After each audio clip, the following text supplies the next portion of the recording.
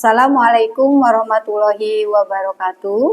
Selamat pagi dan salam sejahtera untuk kita semuanya. Perkenalkan, saya Siti Rohmah, Sarjana Sains Terapan Magister Kebidanan. Saya seorang dosen pada Prodi D3 Kebidanan Universitas Bakti Kencana. Pada kesempatan ini, izinkan saya dalam unjuk Tridharma Perguruan Tinggi atau yang sering disebut PDD UKT-PT pada bidang pengajaran sebagai salah satu syarat untuk sertifikasi dosen.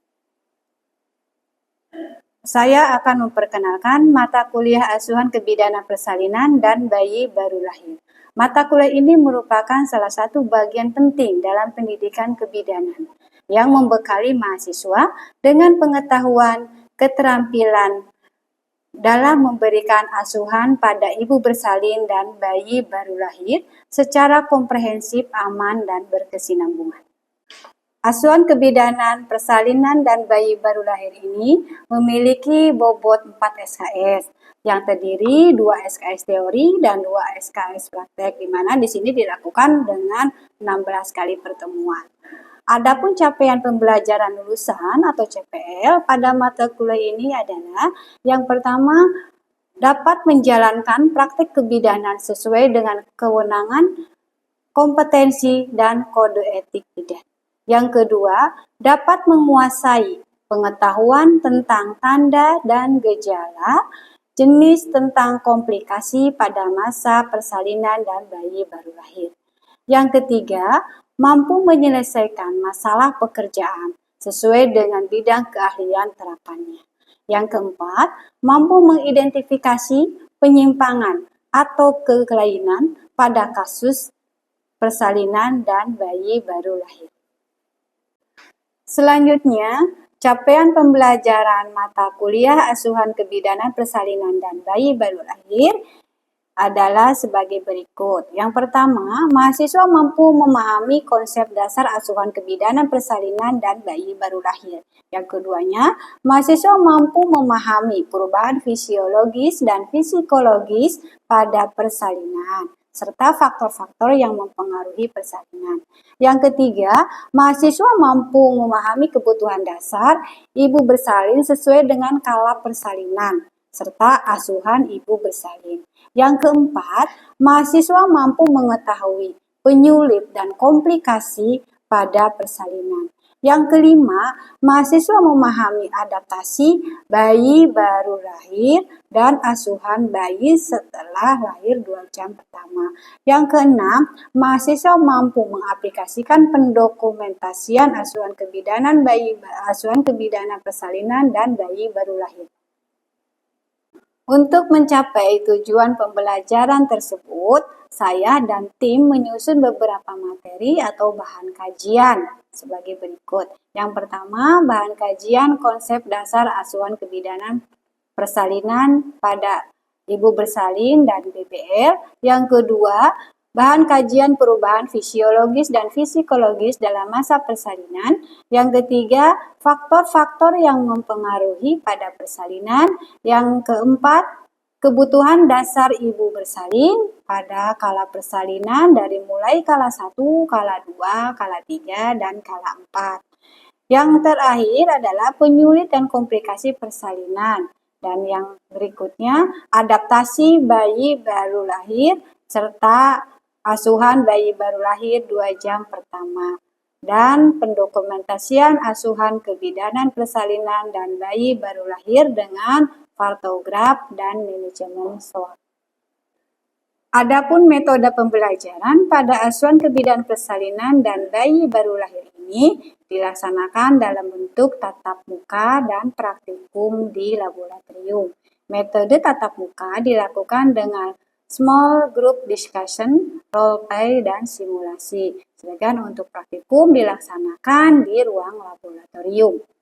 Sistem pembelajaran ini bisa berbasis dengan teknologi, di mana semua mahasiswa dapat mengakses dari mulai jadwal kuliahan, RPS, materi-materi, serta tugas-tugas di e-learning. Selain itu, mahasiswa juga difasilitasi untuk bisa berkomunikasi atau berinteraksi di selain sistem tersebut, bisa melalui WhatsApp web atau bisa melalui email. Dalam mengevaluasi pada mata kuliah ini dilakukan dengan penilaian dari mulai kehadiran, keaktifan kuis itu 10%, tugas-tugas 10%, UTF 20%, UAS itu 30% dan nilai praktikum 30%. Demikian penjelasan mengenai pembelajaran pada mata kuliah Asuhan Kebidanan Persalinan dan Bayi Baru Lahir. Selanjutnya akan ditampilkan bagaimana sistem pembelajaran di kelas pada pertemuan ke-6 dengan materi pemeriksaan dalam pada ibu bersalin. Selamat menyaksikan.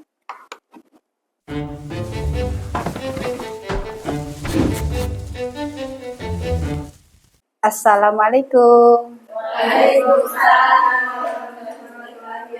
Sudah siap ya hari ini? Siap. Oke, ini sudah siap semuanya. Kita apa ya sekarang ya? Apa materi Ibu sekarang? Pemeriksaan dalam. Oke, kita mulai untuk pemeriksaan dalam.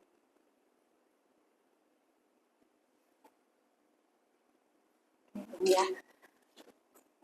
Sebelum dimulai, Ibu ingatkan kembali, kalian sudah ngunduh materi belum? Sudah. Kuisnya? Sudah semua dikerjakan kuis ya, karena kuis akan masuk ke poin untuk penilaian. Oke, sudah siap alat tulisnya semuanya? Siap ya. Kita mulai untuk materi hari ini. Saya akan menyampaikan tadi tentang pemeriksaan dalam ya. Di ini pertemuan keberapa sekarang tuh? Ke-6? Ke-6 ya? Nah, ke-6. Oke. Ini pemeriksaan dalam. Saya mulai saja. Assalamualaikum warahmatullahi wabarakatuh. Waalaikumsalam warahmatullahi wabarakatuh. Masih tidak ngantuk? Tidak. Lanjut ya. Ini menarik kali ya untuk pemeriksaan dalam. Nah, kita lanjut saja ini untuk sebelum ke pokok materinya kita lihat dulu. Nah, ini menurut kalian, ini gambar apa? Ada yang mau menjelaskan? Siapa? Sheila ya? Oke, Sheila. Sok, Sheila. Ibu yang melahirkan. Ibu yang melahirkan. Yang lain mau ada nambah? Reva. Mengukur seberapa besar mulut rahim telah membuka. Oke, ya. Kita lihat di sini. Ini berarti apa? Ibu yang masuk ke dalam fase apa? Persalinan ke infarto ya. Ini jadi di sini ada persiapan di sini bidan untuk melakukan pemeriksaan kemajuan persalinan. Nah, di sini dalam pembelajaran untuk materi pemeriksaan dalam ini diharapkan nanti kalian bisa memahami, bisa mengetahui apa itu pengertian periksa dalam, kemudian apalagi tujuannya dilakukan pemeriksaan dalam, dan juga di sini kita harus tahu bagaimana langkah atau prosedur dalam melakukan pemeriksaan dalam. Jadi tidak asal langsung masuk saja, tapi ada langkah-langkah sehingga ibu itu akan merasa nyaman. Ya. Oke. Terus berikutnya, kalian bisa menggunakan referensi ya, beberapa referensi atau sumber. Saya coba menggunakan referensi yang ada, itu masih menggunakan buku APN, karena itu masih ada terakhir, belum ada referensi. Untuk buku asuhan persalinan normal masih 2017. Dan juga dari Bobak dan Farney ini masih Adopt masih 2007, ini masih boleh digunakan, dan juga masih untuk buku ajar keperawatan maternal. Dari kalian boleh menggunakan referensi yang lain dari jurnal-jurnal atau dari penelitian lain, dan kebetulan dari tim kami juga di sini sudah ada buku ya, sudah membuat buku tentang persalinan. Jadi kalian boleh baca di perpustakaan yang kita punya. Kita lanjutkan ya. Ini sekarang kita bahas tadi udah ya, tadi tentang tujuan pembelajaran, terus referensi yang digunakan, dan juga sekarang kita tentang bahas biar terarah untuk ke pencapaian kita di tujuan pembelajaran. Tentang pengertian pemeriksaan dalam itu sendiri. Nah, di sini pemeriksaan dalam itu suatu tindakan pemeriksaan dalam yang dilakukan di sini untuk terhadap klien atau pasien dalam menegakkan diagnosa atau penyakit. Nah, untuk tujuan pemeriksaan dalam, tujuan yang pertama di sini untuk menentukan deteksi dini adanya komplikasi ataupun penyulit dalam persalinan. Terus yang berikutnya tentang tujuannya ini memantau jalannya persalinan, apakah ini termasuk dalam persalinan fisiologis ataukah ini termasuk dalam persalinan yang patologis. Nah, tujuan pemeriksaan dalam berikutnya yaitu memantau pembukaan serpi, sejauh mana pembukaan serpiknya itu. Ya, terus tujuan berikutnya itu menilai penurunan bagian terendah janin. Bagian terendah janin itu berarti bagian bawah dari janin itu apa yang sudah masuk ke dalam pintu atus panggul. Nah, tujuan yang kelima pemeriksaan dalam itu tujuannya untuk memantau keadaan ketuban.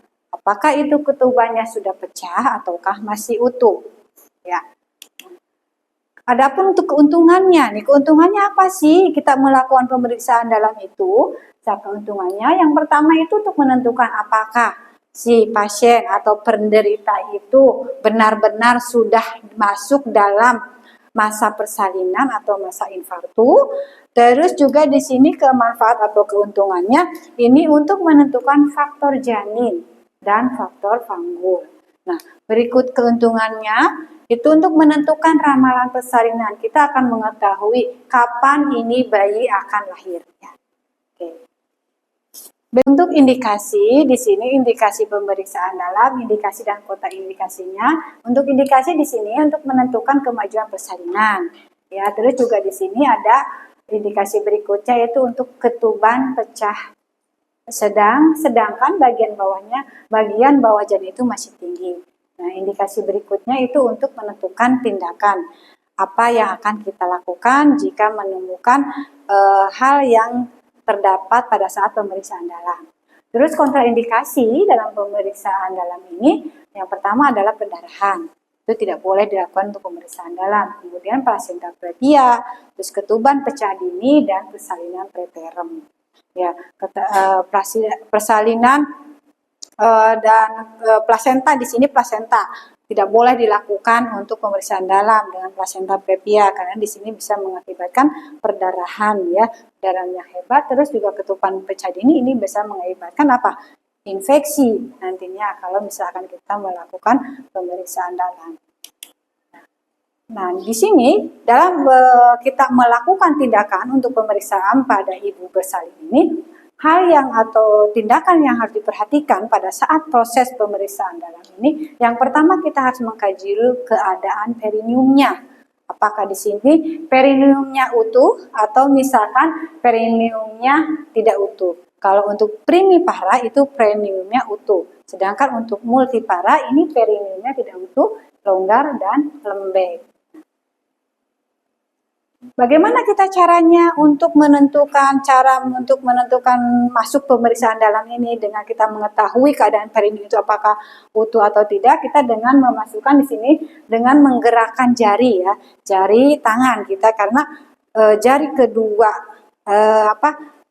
tangan ini merupakan mata kedua dari bidan, istilahnya seperti itu. Ya, makanya di sini kita harus menggerakkan jari dalam masuk ke dalam vagina, kemudian kita cek ke bawah, ke samping. Nah, itu. Berikutnya yang diperhatikan pada saat pemeriksaan dalam adalah sistokel dan rektokel. Sistokel dan rektokel merupakan benjolan. Kalau sistokel itu benjolan yang ada di depan dinding vagina, kalau rektokel itu yang ada di belakang vagina. Yang diperhatikan berikutnya itu pengeluaran vagina. Apa itu pengeluarannya? Dalam bentuk apa? Cairan putihkah atau di sini cairan lendir darah atau misalkan kita menemukan mekonium. Ya, itu yang dikaji pada saat kita periksa dalam. Kalau udah mendekati ke persalinan itu biasanya ada ke lendir darah gitu ya. Nah, yang perhatikan pada saat pemeriksaan juga adalah serviks. Serviks di sini itu kita akan tahu di sini penipisan, karena ada penipisan, ada pendataran, ada kekakuan itu pada serviks. Dan juga pada serviks ini kita di sini bisa menentukan keadaan normal serviks itu seperti apa sih bentukannya gitu. Ini akan teraba lembut dan elastis. Itu serviks yang normal. Terus juga kita akan menentukan, kita akan mengetahui pada saat pemeriksaan dalam itu adalah ketuban. Ketubannya apa? Ketubannya gimana? Apakah ketubannya utuh atau ketubannya sudah pecah? Nah, hanya di sini kita harus mengetahui bagaimana keadaan ketubannya. Nah, terus juga di sini kita dalam pemeriksaan ibu hamil di sini kita harus juga mengkaji di sini presentasi, penunjuk ataupun denominator. Ya, di sini kita akan tahu presentasi kepala untuk yang persalinan normal itu apa coba? Kepala apa bokong? Kepala, ya itu berarti yang normal. Kalau misalnya kepala itu terabanya gimana? Bulat, keras, ya itu. Nah di sini ada misalkan kita akan tahu apakah itu presentasinya yang normal atau kan di sini presentasinya bokong. Berarti itu selain ke kepala. Nah terus juga di sini kita dalam hal yang diperhatikan dalam pemeriksaan dalam ini adalah turunnya kepala. Berarti turunnya kepala itu sejauh mana kepala itu bisa melewati pintu atas panggul.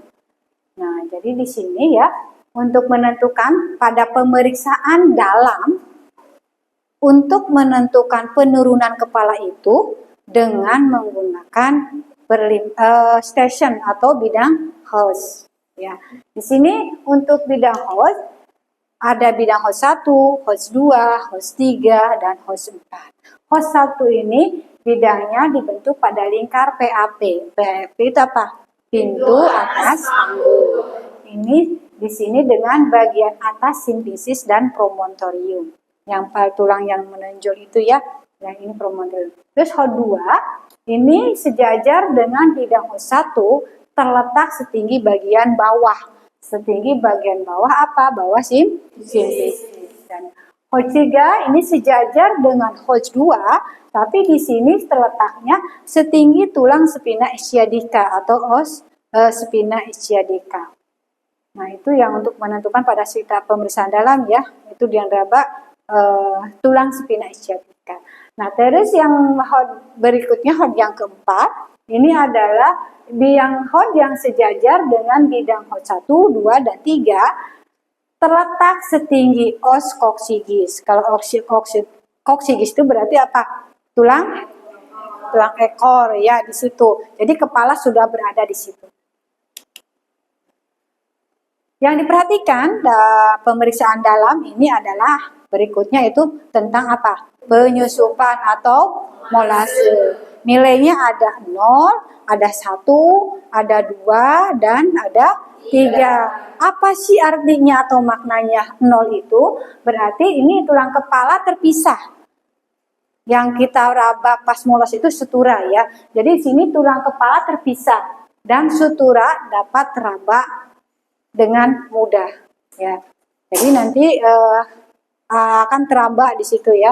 Contohnya kalau misalkan 0 teh gini ya. Kalau 0. Terus kalau misalkan nilai 1, tulang kepala janin saling bersentuhan.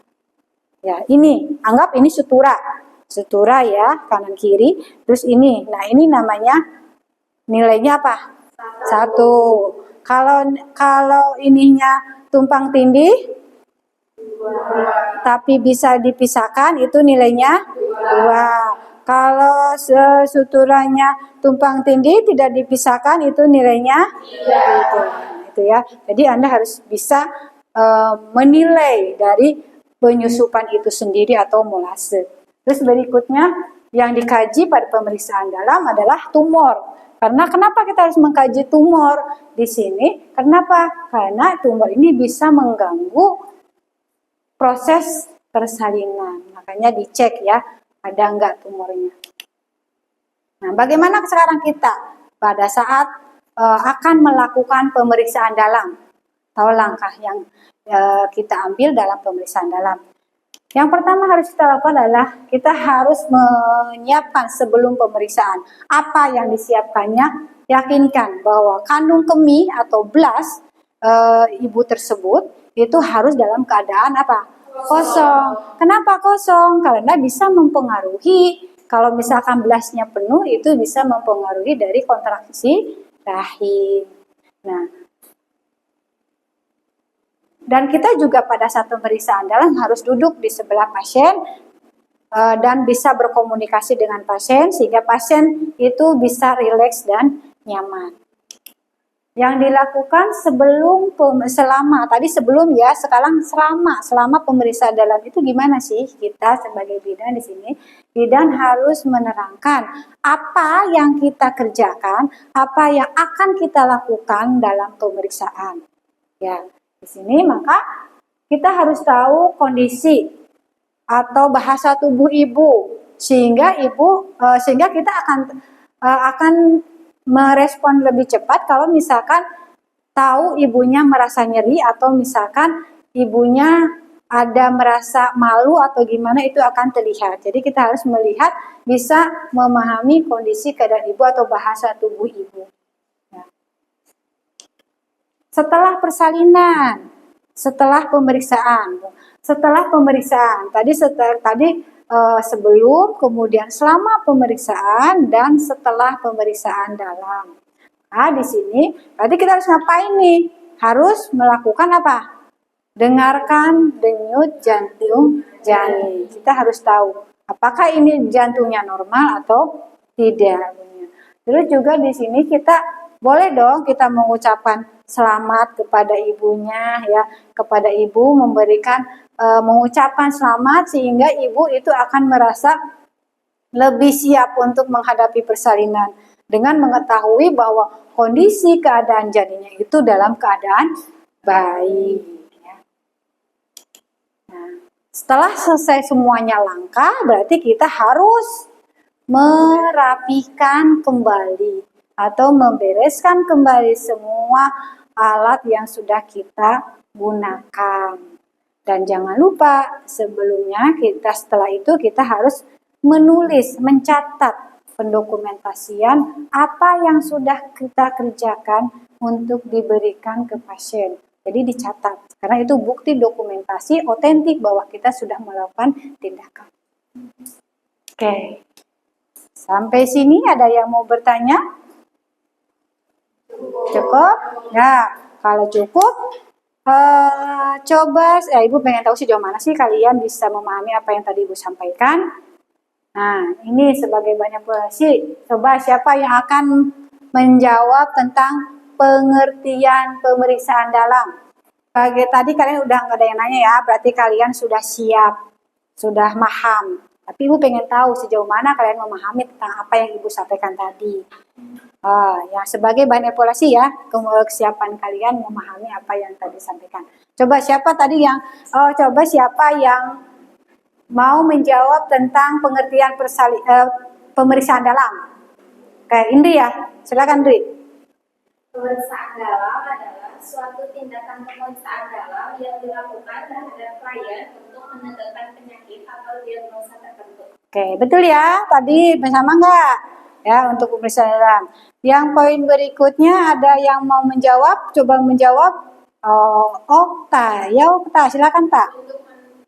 Tujuan. Menilai kesiapan jalan lahir. Jadi menilai kemajuan jalan lahir. Oke, kalian paham semuanya ya. Berarti itu sudah banyak. Kesimpulannya apa dari hasil ini sekarang? Ini ya. Kesimpulannya bahwa pemeriksaan dalam atau juga disebutkan PT atau vaginal touch ya, di sini ada tindakan klinis yang paling krusial, yang paling penting dalam pemeriksaan untuk pemantauan proses persalinan. Dan tujuan dari Pemeriksaan ini salah satunya yaitu menilai kemajuan persalinan, juga mengetahui posisi atau posisi atau penurunan atau presentasi ya, posisi, presentasi, dan penunjuk.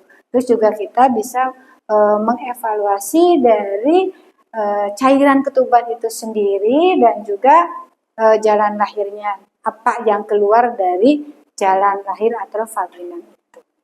Oke, sampai di sini. Ada yang mau didiskusikan lagi? Oke ya, sebelum Ibu akhiri, Ibu nitip kalian, boleh kalian bisa mencari referensi lain selain tadi yang Ibu sampaikan, ya referensi yang Ibu gunakan, boleh kalian cari referensi dan boleh kalian juga diskusikan sama Ibu kalau ada yang tidak paham di luar jam ini ya. Mangga silakan. Terima kasih untuk waktunya. Nanti ketemu lagi pertemuan yang berikutnya ya. Kita akan demonstrasi untuk pemeriksaan dalam. Ya, Ibu akhiri. Wassalamualaikum warahmatullahi wabarakatuh. Waalaikumsalam warahmatullahi wabarakatuh. Terima kasih, Bu. Demikian video pembelajaran asuhan kebidanan persalinan dan bayi baru lahir. Semoga video ini bisa menjadi bahan pertimbangan dalam proses pengajuan sertifikasi dosen tahun 2026. Terima kasih. Wassalamualaikum warahmatullahi wabarakatuh.